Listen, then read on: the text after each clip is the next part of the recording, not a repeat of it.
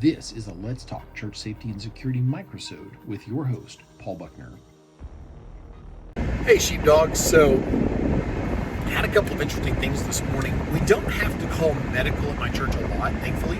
One of the things that the more, depending on the age demographic and the general health of your church body, that could have an enormous impact on the number of medical calls you have. Obviously, the health and the age of your church body, but we don't really get a lot of medical calls. And this morning we had two, and either one of them would have been super easy to miss. And I'm going to credit God with this because I just felt like in both instances I needed to walk over and make contact. So, girl comes down the steps. She was in her teens at some age, and something's not right. She comes down the steps from her balcony area and sits down, and I could just tell something was off, but I couldn't put my finger on what. And so I was actually talking to the deputy that watches the door, and I said, hey, I'm going to go make contact with this young lady and just make sure everything's okay. So I walked over fully expecting it to be nothing. And as I get over there, I said, hey, everything's probably fine, but I just wanted to check on you and see how you're doing. She's like, actually, I don't feel well. And I'm like, well, what's going on? And she's like, I'm really upset with, and she named somebody that she was there with. And she said, I'm really upset with him, but I'm not feeling good. I'm kind of lightheaded, dizzy, and weak. And I was like, lightheaded and weak for sure. And so I was like, okay. I said, I'll tell you what, let me get some of my folks from medical. She's like, no, I'm fine. I said, well, I tell you what, I would love for them to talk to you for just a minute and just make sure everything's all right. So, write the proper channel. If I can have medical to the foyer, please. And so I got her first name, I make a quick introduction, and I do a handoff. And so he turns to me within about 30 seconds and he says, hey, can you bring a chair? And we have an area that is kind of secluded, and it's kind of a command staff area. And so he takes her in there with a couple other folks. He's checking everything and talking to her. And I don't know. I would guess, if I was just to guess, I would say maybe that she hadn't eaten anything and she was maybe low blood sugar. And you know how when we aren't feeling well, we might get a little hangry. And I think it might have been something of that nature because it wasn't very long and she was back up and she was gone. And he's like, hey, nice job. Well, then a few minutes later, and this is one of those interesting things where you just never know what you're walking up on. So somebody comes in the parking lot, they're driving around and around. They end up driving backwards on 2 or 3 marked areas, and there's damage to the side of the vehicle. And I'm like, And so then they turn around, they come all the way out of the parking lot, and then all the way back around to the parking lot. They pull up to by the front doors, and then they start backing up. And I'm like, really? And I'm like, no, not cool. Not cool, but like what's going on here? And so I go walking out there, and I'm thinking, my brain was thinking it could be not cool. There could be something going on here. I'm like, all right, well, I'll just walk up and make contact with her in order to. I'll make contact with her just in case, because she's probably just new and she doesn't really know how the parking lot works. And I walk up, and it's an older gal, and within a few seconds I can tell something's not right. And she's like, hey, I really need to talk to a pastor. And I'm like, I can absolutely arrange that. I was like, if you want to pull up here and park. And she's like, well, actually, I'm really weak and I'm not feeling well at all.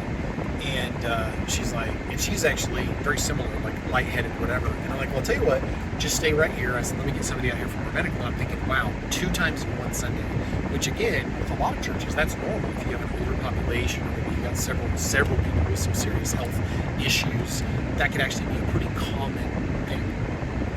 So, I page medical again, and it's the same poor guy comes out, and he's looking, and I step over where he can see me, and I wave, I signal for him to come over. I got her first name, and so I notice as I look, she's still in drive. Her vehicle's still in drive, and so right before he starts to come over the curb and come out to me, right about the time that happens, I went ahead and I said, hey, can you go ahead and put that vehicle in park for me? And she's like, oh yeah, okay. And she put it in park because I had a feeling at some point she was going to let off the gas and it was going to be a bad situation. So at that point, she puts it in park, and I'm like, hey, so-and-so, this is so-and-so, make the introduction. And one of the things that I forgot to tell you was that I had asked for a wheelchair, and she was like, emphatically, I do not need a wheelchair. And I get that, and I said, hey, I apologize, they're going to want to just stage one just in case. Obviously, you're not going to need it, because why put more pressure on her than is needed? But if something happens and she collapses and they need to move her or something, and so then they're inside talking to her, and the conversation is kind of making us a little bit nervous about the whole circumstance. Like, what exactly are her intentions? So the deputy at the door actually ran her plate, because at that point, forewarned is forearmed. I'm a huge believer in that. You're buying yourself precious seconds. And some of the things she was saying might have led a person to believe that maybe she might have been interested in possibly taking her own life. And unfortunately, once you start dealing with things like that, you could be dealing with issues like they don't just want to take their own life, like they just want to, maybe they want to hurt other people too, and this is them staging to do that. So she wanted her vehicle moved from where it was, so one of the security team, unbeknownst to me, I was inside with her getting things checked out. They actually moved her vehicle and locked it, and I came up and asked him, hey, did you see anything like blah, blah, blah, like a weapon or anything like that? He's like, no, not at all. And I said, I'm going to go out there and look, and he had already returned the keys to her, and I said, I'm just going to look in the windows, and then I'm going to get her license plate. And when I talked about it to the deputy, he goes, yeah, that's a great idea. If you get the plate, I'll run it. Because you never know if that person is a caution. If they're a caution for law enforcement, I don't know what the codes are in other states. I know what they are in my state. And so if they are a caution because of law enforcement, like, be careful. And so we actually had a off-duty deputy with her, that's part of our security team. And then we had our medical guy that was with her as well. And I don't know the circumstances on the back end of it, but I know they got taken care of. And they were teasing me, of course, my honor sense of humor. They were teasing me, and they're like, wow, Paul, you're like all over with the medical thing. And I'm like, well, if you choke enough people in the parking lot, eventually, somebody's going to want medical at some point. And they're laughing, my honor sense of humor. But of course, that's an honor sense of humor when there aren't people listening that would misunderstand it. And so we were on point with it. But I want to break it down and go back 2 steps with it. Number one, if you see unusual behavior, obviously you need to look at it. And I alerted other people, hey, keep eyes on me, I'm going to go out and make contact. And then it was a need. Like, she did not want to get out of the vehicle until she had somebody talking to her from a medical standpoint. Number one. Number two, she wanted to talk to the pastor. Now, that could be a red flag. That could be, I genuinely need and I genuinely want to talk to a pastor. Great.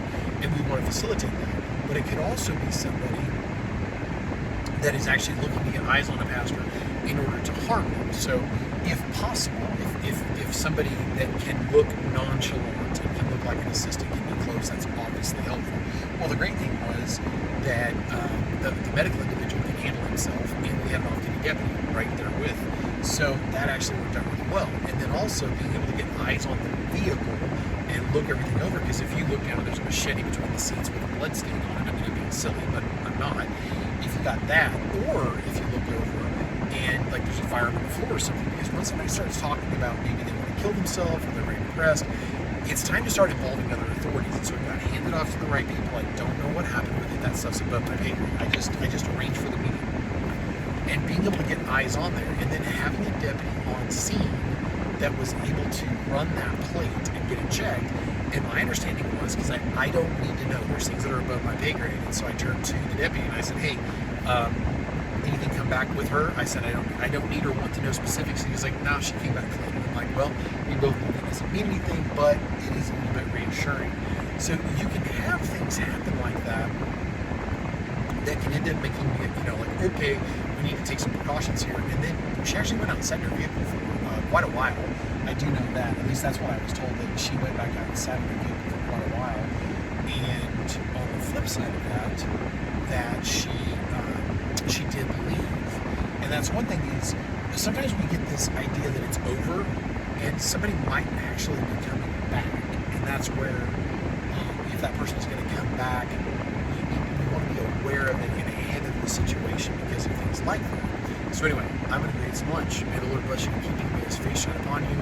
Remember, it's got to be practical over tactical. One of my favorite sayings. It's got to be training before toys. And to put some teeth into that, this week I was in a position where I really wanted to buy a firearm. And I am going to buy it. I'm going to wait just a little bit. I had a couple of things that were more important to take care of that are going to be of a training nature. So literally, I have to practice what I preach to, guys. So don't feel like I'm going like this at you. All these fingers are pointing at me. God bless. If you enjoyed this microsode, check out the video and audio versions of the Let's Talk Church Safety and Security podcast.